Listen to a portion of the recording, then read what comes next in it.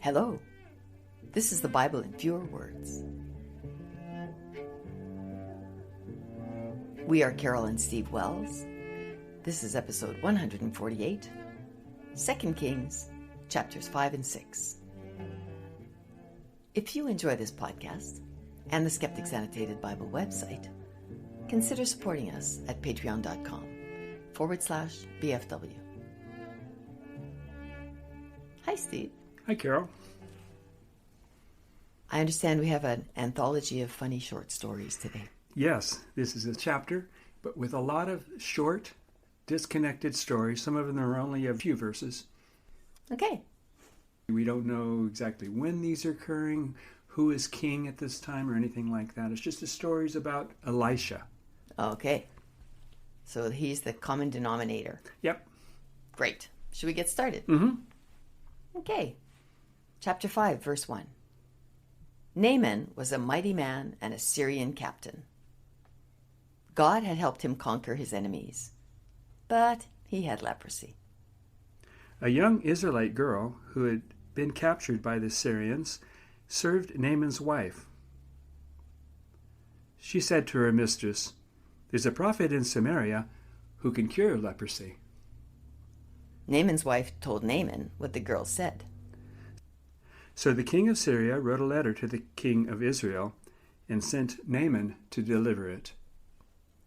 The letter said, "Here's my servant Naaman. Please cure him of his leprosy."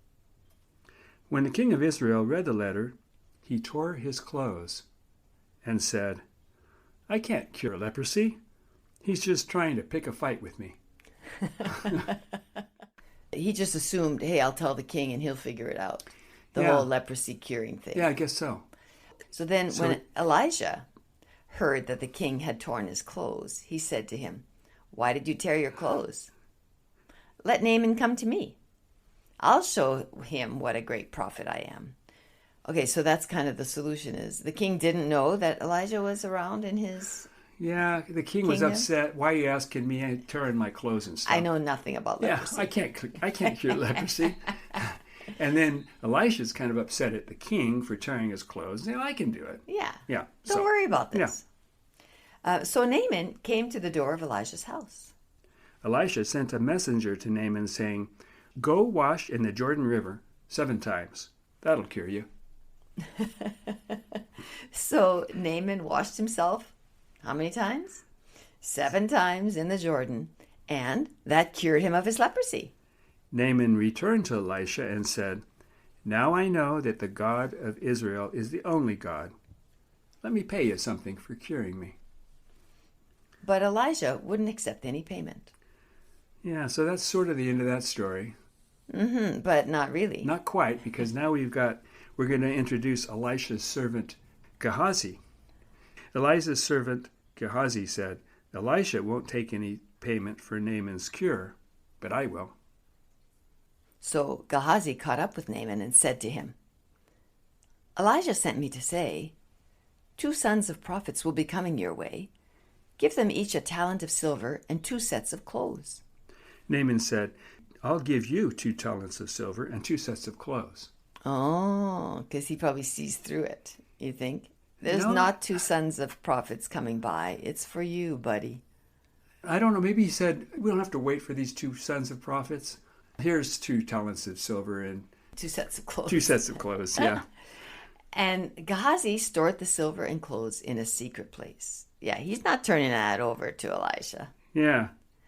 The next time Elisha saw Gehazi, he said, "Where have you been?" And Gehazi answered, "I didn't go anywhere." Elisha said, "I know where you were. You received a payment from Naaman for curing his leprosy. So now you and your descendants will have leprosy forever." He probably didn't figure that into his little plan. Yeah. And Gehazi's skin immediately became leprous. So we're done with that story then. Yeah. Okay. So chapter 6. Elisha and the sons of the prophet were cutting wood by the Jordan River when an axe head fell into the water. All right, well, that axe head's a goner unless they're going to swim to the bottom of the river. Yeah, except for Verse 6 says that Elisha threw a stick in the water, and the iron axe head swam. Iron floating in water. Yeah, swimming around. Sounds miraculous. Yeah. And that's all for that story. Oh, okay. So we do have short stories. Yeah. Verse 8. The king of Syria was at war with Israel. Elisha always knew what the king of Syria was up to, where he'd sent his troops, where he'd attack, etc. So the king said to his servants, "Which one of you is spying for the Israelites?" One of the servants replied, saying, "The prophet Elisha has been informing the king of Israel. He hears everything you say, even in private." So apparently he has ESP. Apparently he knows has what you're ESP. saying. He knows what you're thinking, probably. Yeah. So the king of Syria sent his army to Dothan, where Elisha was residing. When Elisha's servants saw the huge army, he said to Elisha, "Master, what should we do?" Elisha said to him, "Don't worry. There's more of us than there is of them." Even though it was just him and his servant, right? Then Elisha said to God, "Open my servant's eyes so he can see." And his servant could see that the mountain was filled with horses and chariots of fire around Elisha. Elisha said to God, "Make the Syrians blind." And God blinded the Syrians. So I guess the whole army now is blind. It sounds kind of bizarre, doesn't it? They still have their weapons with them, but they're blind. Yep. Okay. Then Elijah said to the blinded Syrians, "Follow me, and I'll take you to Elisha." But he led them to Samaria instead. So I'm confused about where we... Oh, we're in Right. Dothan. Yes. And And the king of Syria sent his army to Dothan. that's where Elisha lives, I guess. And maybe it isn't in Samaria.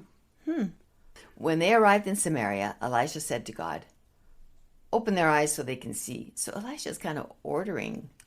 Telling God what to do. Yes. Yeah, and God opened their eyes so they could see that they were in Samaria. Oh. Somehow when they opened their eyes and they said, "Oh, we're in Samaria now." Yeah. So the king of Israel said to Elisha, "Shall I smite them, my father?" Elisha said, "No, don't smite them. Let them eat and drink, and then go home." And the Syrians didn't come to Israel anymore. Yeah, I guess they went home and didn't come back anymore. But they didn't get killed. No, it's kind of a... They have their sight back. Yeah, I don't get this story too well. So we had a big army that came to... Dothan, where Elisha lived. Elijah's place, Yes. and then his servant was all worried, but then he said, "Don't worry, we got these chariots of fire and stuff," and could see them, chariots of fire on the mountain. Yeah. And then he blinded them all, led them to Samaria, and then he just said, "No, let them eat and drink and go home." And that's the end of the story. They went home, and they never came back again. No. Okay, that's it. That's a strange story. I know. That's one I'm thinking maybe you could have left out. Yeah, we talk about this and wonder, well, should I include these silly, nonsensical, pointless stories? And we decide, Yes, it's they're a in story the Bible. that's in the Bible. We're going to tell you the story. Yep. Sometimes when they're just so boring that we just can't bear it, we won't include it. But Okay. generally, I'm going to include a Bible story if it's in the Bible. Okay. Or at least I will tell you that the Bible story is there. It's a long, boring story. I'm going to omit it. All right, so verse 25, another story. Yes, it is. And the last one. At that time, there was a great famine in Samaria. It was so bad that a donkey's head sold for 80 pieces of silver, and a bit of dove dung cost 5 pieces of silver. So are you telling me they're going to eat a donkey's head and dove dung? Yep, and they have to pay quite a bit. Yeah, to get it. As the king of Israel was passing by one day, a woman cried out to him, saying, Another woman said to me, "Let's eat your son today, and tomorrow we'll eat mine." So we boiled my son and ate him. And the next day I said, "Now let's eat your son." But she hid him.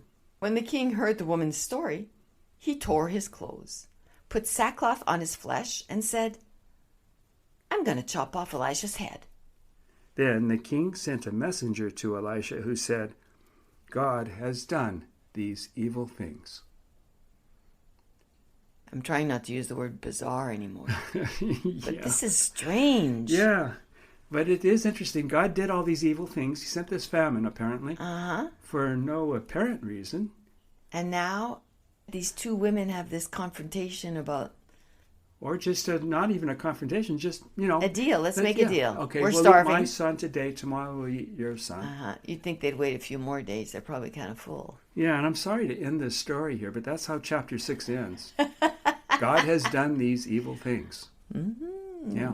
All right. Well, thanks, Steve, for sharing these stories. Yeah, I'm sorry about these 2 chapters. They're awful. But they're right there in the Bible, so I had to include them. Okay. All right, listeners. I know it's tough for you too, but stick with us. We'll get through this book. I can tell you that the next episode is going to be pretty exciting. It's going to be about Jehu. Oh. And Jehu's going to be a new king of Israel, and he's going to do some things. I almost said, who? Jehu. Jehu is who. All right. See you later. Thanks for listening. Bye-bye. Bye.